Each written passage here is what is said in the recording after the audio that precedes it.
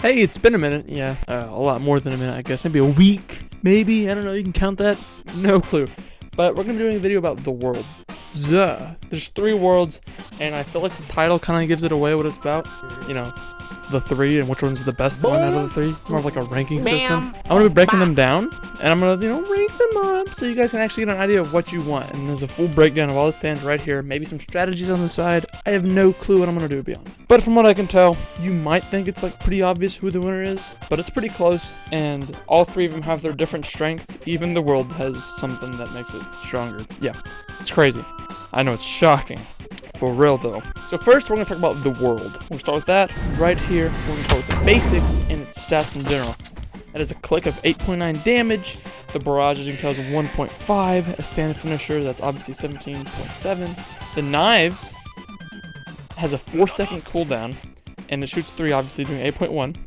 The kick barrage, which at first is parryable, but the last hit breaks block. Time skip, stand jump, really mediocre stuff. Not time skip, but stand jump's pretty mediocre. It's only really good like in still ball run or the main map. Not really 1v1s, not really its strong suit. Now, one of its strong suits, and which kind of gives it an edge to maybe one of the other the worlds, is the rolled roller. You get invincible frames when you're up there, not when you're charging it up. If you're charging up, you can be smacked down pretty easily. Also, you can't be punished at all for this move at all. Only thing it costs is some rage, which is bad. It takes half your rage bar, which is dumb. And it's a long cooldown. But when you throw it up, the base damage at 25, you can't even block this thing or parry it. And then like a barrage, there's like no damage. And again, 25. So overall, you're getting a little bit over 50. Pretty good, but it does take away 50% of your rage unless you're in time stop. So you can use this bad boy in the middle of someone else's time stop and you're scot-free. You'll be in the air too. So you can just board roll their time stop and you're free. So I'd say it's a pretty strong move against any other the world or the world itself with the time stop move. Now for its rage. Rage is a good thing, but it's also, it limits your mobility. It buffs your damage, so it goes from like 1.5 to 1.8. So better than the worlds over heavens, but there's a thing we'll talk about later. It also buffs your defense, that's the best part of it, obviously. Time stop, but you lose your time skip, so you lose some of your mobility, and I guess you keep some of your mobility because you have the stand jump, so that's good. And that is the basic stats for the world. Now for the basic worlds for the world, the range. Honestly, this is the easiest one to get. This stand is so much easier to get than the other 2. The click damage, exact same as the world's 8.9, barrage 1.5, stand finisher 17.7. Obviously it breaks guard but can be parried. The chop 16.9, which is really good. You can use it up on wake ups, and it has armor as if it was a stand finisher. So you should be throwing out this chop as many times as you can. Start a combo, like not really a combo, start or end it. Adds a bleeding effect, really good. Knives, best part of this stand. 8.1, same damage of course, but you can't block it. It bypasses all blocks, doesn't stun you, but it bypasses all of it. There's only a 3 to 2 second cooldown, which is insane, because the previous one, obviously being 4 seconds, that's pretty big. You would think that the cooldown would not be as bad as the world's. Or do you think it'd be like worse, I would say, because the stand has so much going for it. The cooldown makes no sense. Revolver, 24.2, pretty basic stuff. The revolver, when you see it, breaks through guard, so you can start a combo with it. Smoke grenade, not the greatest, but if you mix it with the revolver, you can shoot into 32.2. Strategy-wise, best way to use this is just like it creates space, and it also is a good way to get free damage in the middle of a 1v1, like in that middle, at the beginning. Like if they die, you get over there, you put the smoke down, and they spawn, and boom, shoot it. And of course, rage mode. It has the slowest rage mode compared to the world, because it has less rage nodes, but still, same damage, same defense, time stop, loses time skip. It does do less stuff. So, basing off of this, it seems like the world's a much more close range, the world they use is more ranged, but the world is a much better close range one, and that is the one it evolves into. Now, the world over heaven. This thing, it's pretty cheesy. This is like the best stand in the game almost. It's literally up there. But the world they use,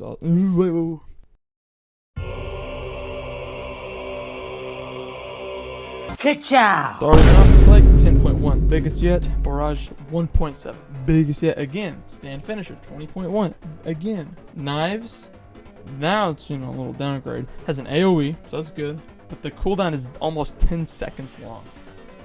And that is kind of crazy for a ranged move. But hey, there's one defect. It does not stand down at all. Reality Overwrite Punch, 20.1. It can be parried, but also guard breaks. You lose a limb and you get hit by it, so your defense has a chance of going down. If you lose your arm, or your mobility goes down. So it's a mix-up, pretty much. The Smite move, it's really good. You can't do anything against it. It breaks your block. It has 35. It's an AoE for some reason. You can also heal yourself and others, which isn't the greatest, but it's it's better than no healing like the other ones. Has time skip, time stop, and amazingly has a passive true damage where it bypasses any defense. So if you're fighting a boxing, you're going to do normal damage to him. So boxing, useless. But it also doesn't receive any damage buffs. Like if it had Hum on, it doesn't get that damage buff. So balances out kind of nicely, I guess. Alright, before we go into judging the stands, we're going to be doing that soon. Oh, no judgment zone. Yeah, it's a big judgment zone here. So first off, let's get real. The World AU is the easiest one to obtain. You just need a rib cage, and you have a lot better chances of getting it that way than getting an arrow, or getting an arrow and then getting all the corpse parts, and then farming bosses. Yeah, no, it takes way too long. The World, first of all, takes it's a 1% chance or 1.5% chance of pulling on an arrow, and to go even further with that, if you want to go to the World over Heaven, you have to pull the World and then you have to get all the corpse parts and farm bosses. No, one of the hardest stands to get. I still don't think it should be one of the best, but so stuff like this works. Alright, first off, we're going to start off with damage. Which stand can output the most damage? And first, we're going to look at the World, because this is obviously going to be the weakest. It has the exact same damage output as the World AU, like physically wise. Kick Barrage is not that good of a move, because if you're fighting someone that knows what they're doing, they can freaking parry it. Road Roller is really good, but it's easy to get out of. So you're not always going to get those 2 hits. If you could, that'd be a really good move. Easy 50 damage plus. But it also costs your Rage, and it's a really good get out of jail free card move. Not really a damaging move. Rage mode, better, but again, you lose mobility. So Strength, it is the last place. If we're going off average skill level, I'd say the World AU is next. I know, not surprising. But the World AU, it has a great plethora of moves to keep the opponent away from you. But if you can't hit your shots, then you're going to have a hard time. I'll discuss this later. If you are potentially really good at the game, which most of us aren't, then I'd say this one beats the World Over Heaven. Because with this stand, you can keep anybody away with your constant knives and your freaking Glock. Dude, I'm calling it a Glock. I don't care. You pull that thing out, break their guard, free combo right there. Easy money. That's just how that stand works. It also has mild combo potential with Chop, but besides that, it can just keep you away easy. But this is about damage. And damage goes through the World Over Heaven. Do I really need to describe why? Because as soon as it gets close to you, it has all the moves in the world to stop you. It has a free either 35 damage or a guard break. So yeah, either you eat 35 damage or they make you fatty dumb, dummy fatty, whatever you want to call it, I don't care. And they get a free combo. Yeah, that's all I really want to talk about. Also, true damage. Woo! Next, we're going to go versatility route.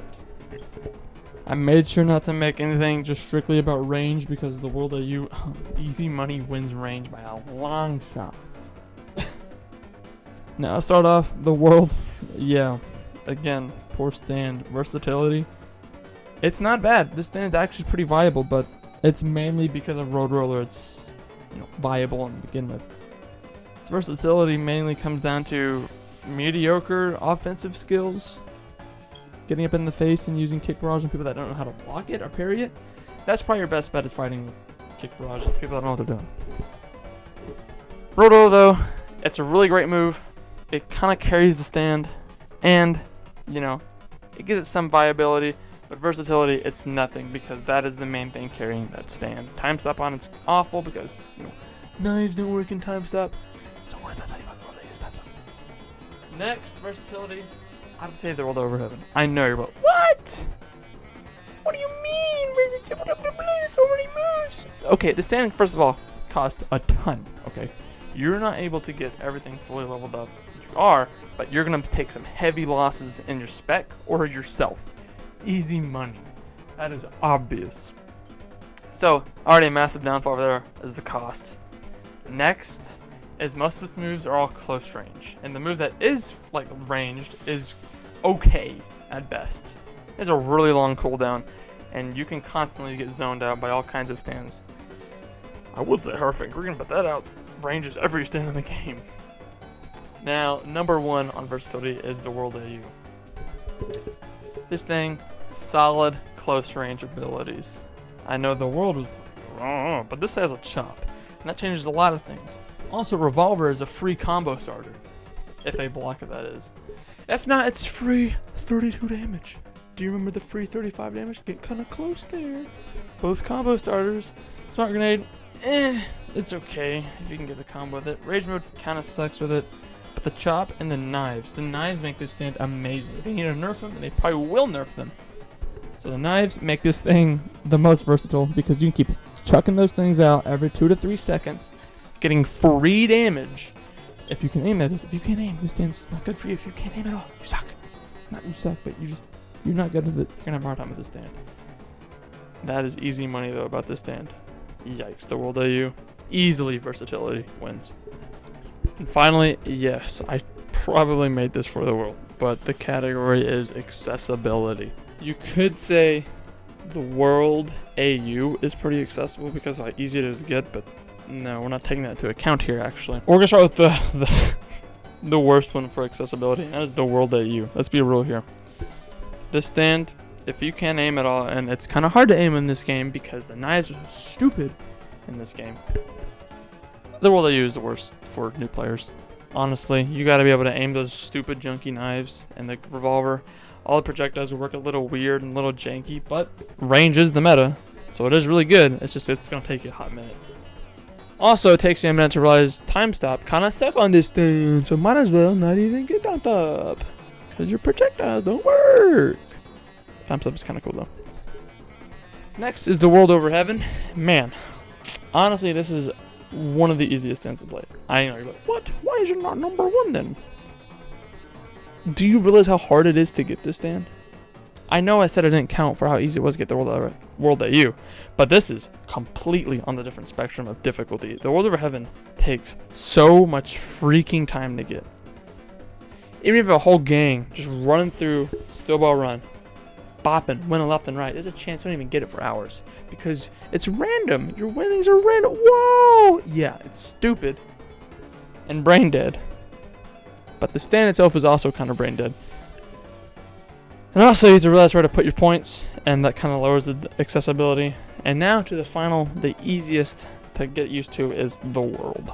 It's a little hard to get because how rare it is, but still all of its moves super simple, are effective on medium to weaker players at the game, and Road Roller is going to make you feel great because you're going to get those Road Rollers. Whoa, I did so much damage right there. Wow, incredible. So based off this information I've given you, which is not a lot, is it? Wow. There's major reasons and major bonuses to the World Over Heaven and the World AU. And the World, I guess. The World AU, I would say, would beat the World Over Heaven if it comes to a skilled player.